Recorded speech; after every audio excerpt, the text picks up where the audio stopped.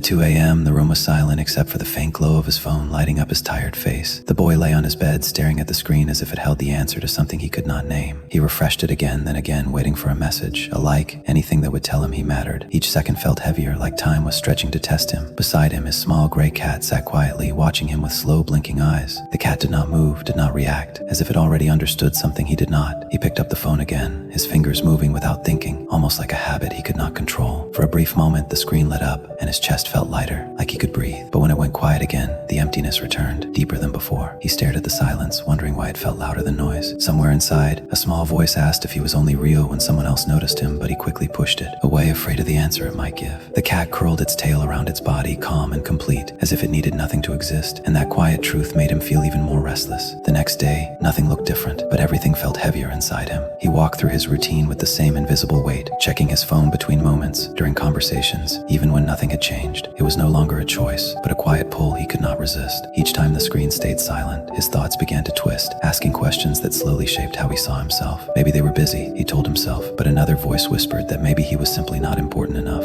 He noticed how quickly his mood shifted with every small notification, rising and falling like something outside him was controlling it. When someone replied, he felt seen for a second, but the feeling faded almost immediately, leaving him wanting more. It was never enough, no matter how many times it happened. His cat followed him into the room and sat near the window, watching the world without urgency. The boy paused and looked at it, confused by how calm it seemed. It did not wait for attention, did not chase approval, yet it existed so peacefully. For a moment he wondered what it would feel like to be like that, but the thought made him uncomfortable. The silence inside him began to grow, not empty, but filled with something he had been avoiding for a long time. That night he sat again in the same dim light, but this time he did not pick up his phone right away. The silence returned, but it felt different, almost like it was waiting for him to finally listen. His mind still pushed him to check the screen, to escape the quiet feeling rising inside, yet he stayed still. The cat jumped beside him and gently rested its head near his arm, calm and present without asking for anything. He watched it breathe, slow and steady, and for the first time he noticed how it did not need to prove its worth to exist. Something inside him shifted, small but real. He realized how long he had been chasing tiny moments of approval, thinking they would fill something deeper, but they never stayed. He slowly understood that the more he searched outside, the quieter his own voice had become. The question returned, but this time he did not push it away. Was he enough, even without being seen?